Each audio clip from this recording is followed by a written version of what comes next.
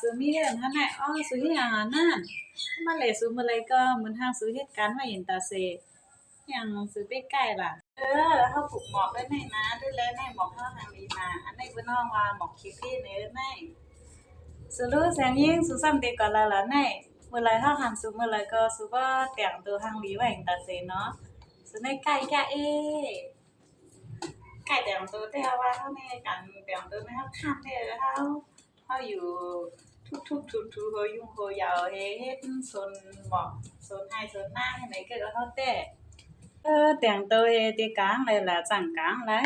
แต่งตัวเฮ็ดก็ถ่ายคลิปเฮ็ดตั้งลงในออนไลน์เฮ็ดไหนก็เฮาแต่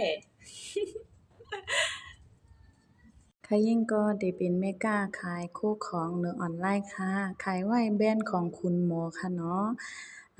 ของได้ได้มีไว้90มลค่ะของโครงการ Success Mall นี่ค่ะเนาะสำหรับพี่น้องเขาใครซื้อกินซื้อจ้างนี่ก็ต้องถามเข้ามาเลยค่ะสำหรับพี่น้องเขาซ้ำเขาเหตุการณ์เมกาออนไลน์จังหนังใครยิ่งเฮ็ดนี่ก็เปิดรับตัวแต้นไว้กูตีกูตั้งว่าเมืองไทยเมืองใต้เมืองแขเมืองมานเมืองลาวเมืองกัมพูชา เปิดรับไว้กูดีกูดังค่ะนะต้องถามเข้ามาเลยค่ะเหมือนสูงค่ะ